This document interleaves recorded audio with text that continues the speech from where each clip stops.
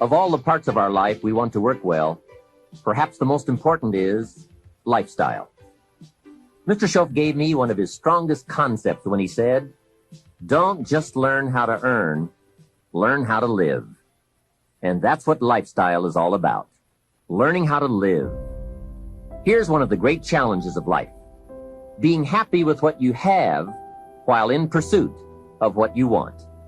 Now consider this. Some people have plenty of beautiful things filling their days, but they get little happiness from them. Some people have money, but they have trouble finding joy in their lives. Imagine a father wads up a $5 bill and throws it at his son, saying, "Here, if you need the darn stuff that bad, take it."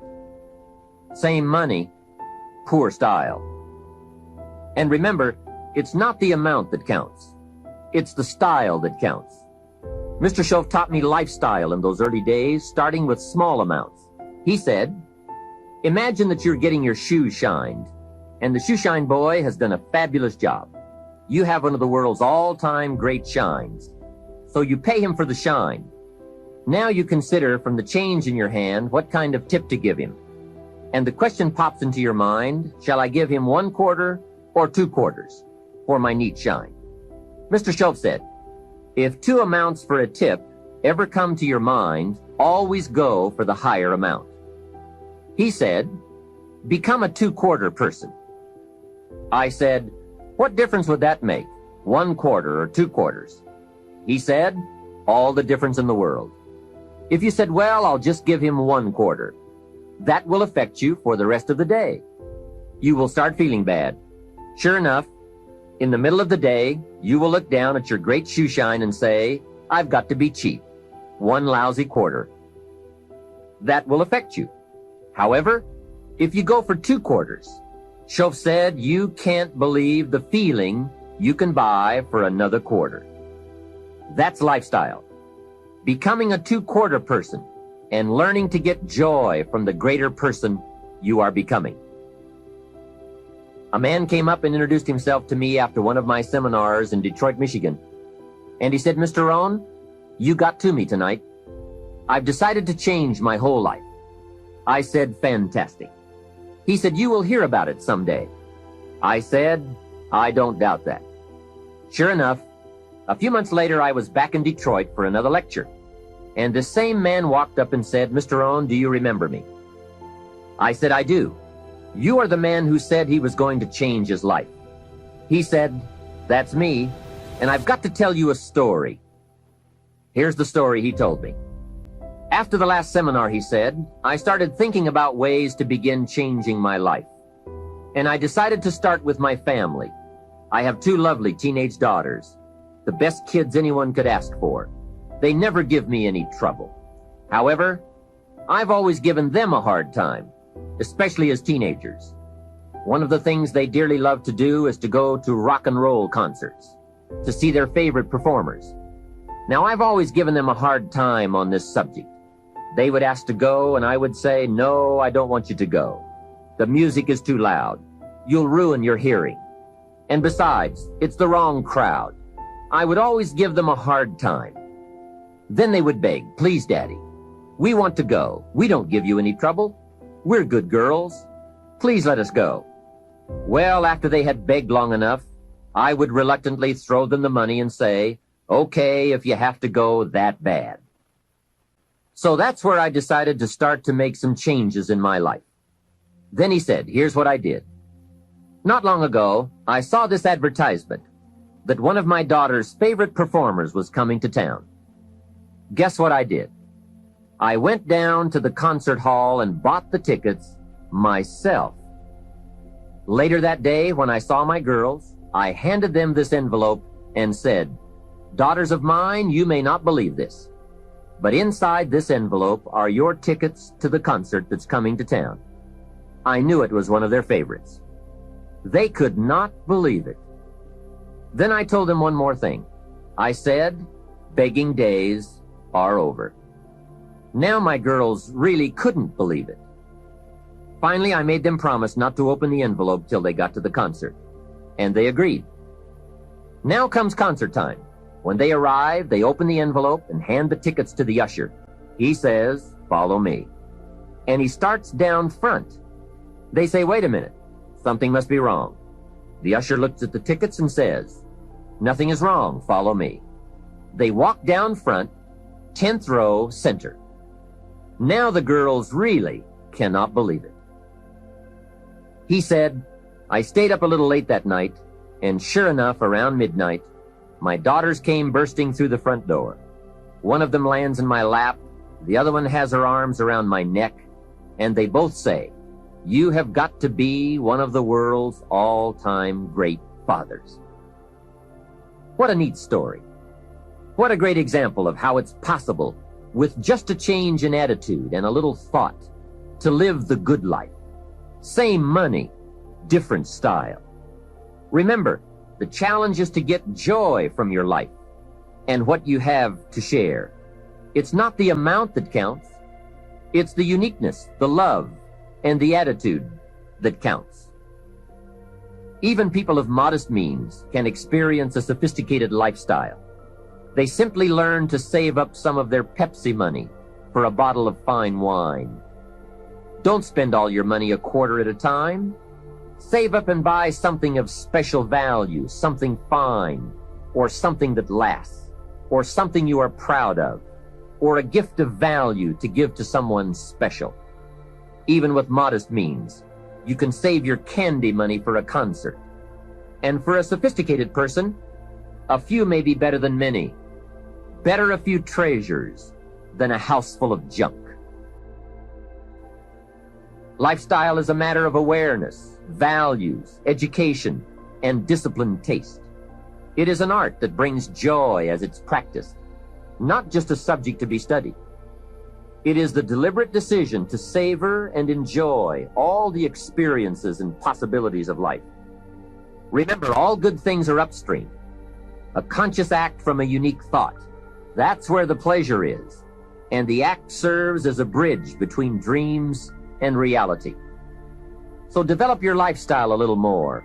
Your style of seeing, giving, sharing, enjoying. It's not the amount that counts, but the experience of choosing to live with style. I remember saying to Mr. Schoaf one time, if I had more money, I would be happy. And he gave me some of the better words of wisdom when he said to me, "Mr. Rohn, the key to happiness is not more.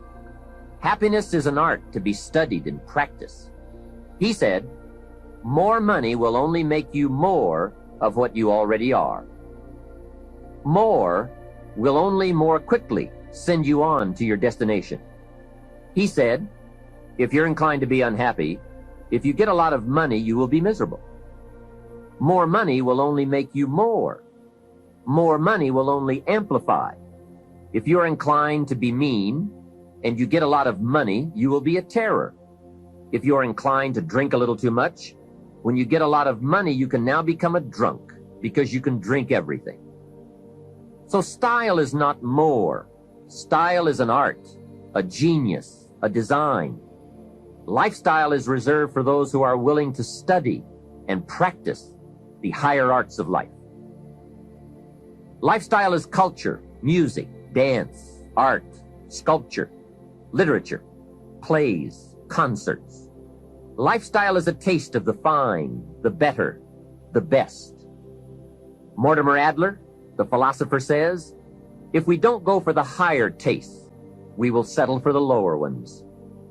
So develop an appreciation for the fine. That is a worthy purpose. Developing an appetite for the unique things in life. Study the art and reach for the best. To have the best in the time we have available to us, that is the quest. Remember, it's not the amount, it's the imagination. My lady and I were on a trip to Carmel, California one sunny summer day to do some shopping and exploring. I stopped to have the car serviced at a gas station. This young man, about 18 or 19, I would guess, came bouncing out to the car with a big smile, and he said, "Can I help you?" I said, "Yes. A full tank of gas, please." Well, not only did he fill the tank with gas, he checked every tire, washed every window, even the moonroof, checked everything, and all the time he was working, he was whistling and singing. My lady and I couldn't believe all the service and his obvious happiness. The young man brought me the bill, and as I was signing it, I said, "Hey, you really have taken good care of us. I appreciate it." And he said, "I really enjoy working. It's fun for me. I get to meet nice people like you." We couldn't believe it. This kid was something else. I said, "My lady and I are going to Carmel, and we want to drink one of those $2 milkshakes on the way up there. Where is the nearest Baskin-Robbins?" He said, "That's a great idea. Baskin-Robbins is just a few blocks away." And he told us where to find it. And he said, "Don't park out front. Park around to the side so your car won't get hit." What a kid. So we drove to Baskin-Robbins, walked in, and checked the flavor board, and ordered milkshakes. However, instead of ordering 2 milkshakes, we ordered 3. Then we drove back to the station. The young kid dashes out to the car again and says, "Hey, I see you got your milkshakes." I said, "Yes, and this one is for you." When I offered it to him through the window, he couldn't believe it. He said, "For me?" I said, "Sure. With all the fantastic service you gave us, I couldn't leave you out of the milkshake deal." He said, "Wow, no one has ever bought me a milkshake."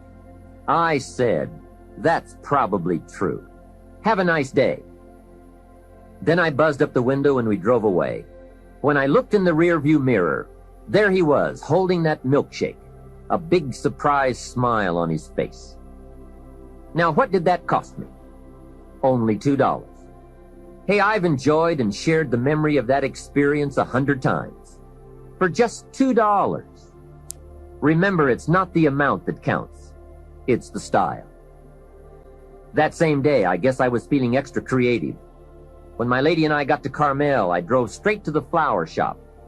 We walked inside, and I said to the florist, "I need a long stem red rose for my lady to carry while we go shopping around Carmel." She was some impressed. The florist said, "Well, we sell them by the dozen." I said, "I don't need a dozen. I just need one." He said, "That'll cost you a couple of dollars for just one." I said, "Wonderful. There's nothing worse than a cheap rose." I selected the rose, handed it to my lady, and said, "Here, carry this while we stroll around town." She was impressed. And the cost? $2. Just $2. A couple of hours later, we were having some refreshments, and my lady looked across the table and said, "Jim, I just thought of something." I said, "What's that?" She said, "I think I'm the only lady in Carmel today carrying a rose." I said, "That's probably true." For $2, can you imagine $2? Remember, it's not the amount. Hey, just 2 ideas and a total cost of $4 for unique experiences and sweet memories. Just 2 modest examples of how easy it is to put style in your life. Make sure you don't miss out. Don't miss anything you can enjoy. Be sure you live your life in style. Here's something else to think about. Did you ever hear where the expression tip came from? As in tipping the waiter or waitress in a restaurant. Mr. Schoaf taught me that it began as a symbol for the phrase, "to ensure promptness." Now, Schoaf said, if a tip is to ensure promptness, when should you give it? Answer, up front. See, I didn't know that. I said, no, you have lunch, and if you get good service, you leave a good tip. If you get lousy service, no tip. And he said to me, no, Mr. Rohn. Sophisticated people don't take a chance on good service. They ensure good service by giving the money up front. I said, wow, what a way to live. I had never thought of that. So the next time you have someone special to take to lunch, call the waitress over, arm around the shoulders, and say, here's $5. Would you take good care of me and my friend? Schoaf said you won't believe what happens. They do what's known as hover. They hover around your table. Without the insurance, you are usually looking around saying, where is my waitress? Has she gone on a break? Same money, different style. One last major point. Life in style is also life in balance. Make sure you pay attention to all the values and dimensions of your life. One is family. If you have someone you care about, there is no value to match that. One person caring for another is life in the best of style and value. Protect it with a vengeance. If a chair gets in the way, I suggest you destroy the chair. It was wisely said so long ago, but is still true for today. There are many treasures, but the greatest of these is love. Better to live in a tent on the beach and have a love affair than to live in a mansion by yourself. Ask me. I know. Family must be cultivated like an enterprise, like a garden. Time and effort and imagination, creativity and genius must be summoned constantly to keep it flourishing and growing. Next is friendship. A priceless value, friendship. Friends are those incredible people who know all about you and still like you. Friends are those people who are coming in when everyone else is leaving.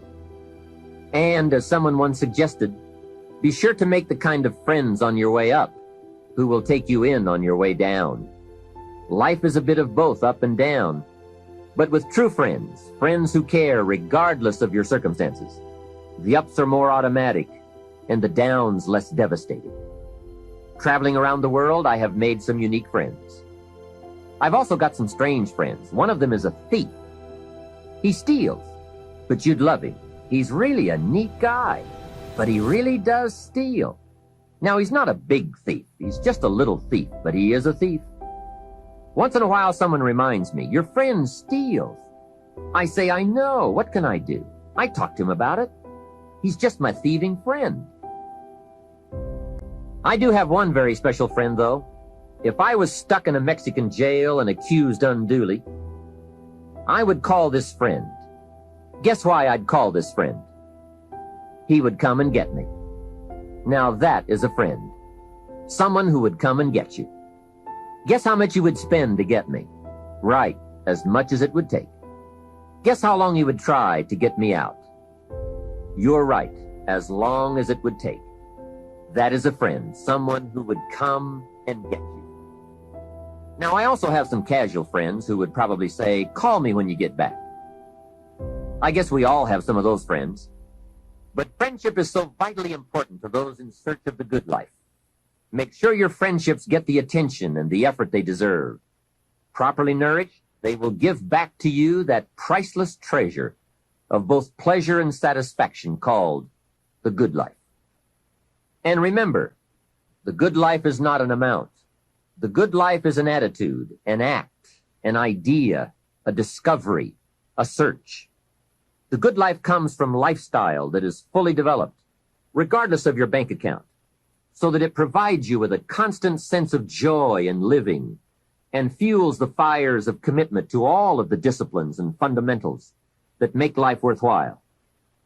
What is wealth without character? Industry without art? Quantity without quality? Enterprise without satisfaction? Possessions without joy? Become a person of culture to add to the whole culture, for we are most certainly a product of all the values of our community and country. Become that person of unusual substance that brings an added measure of genius to the whole, so that our children and the children of many will be the beneficiaries of the treasure.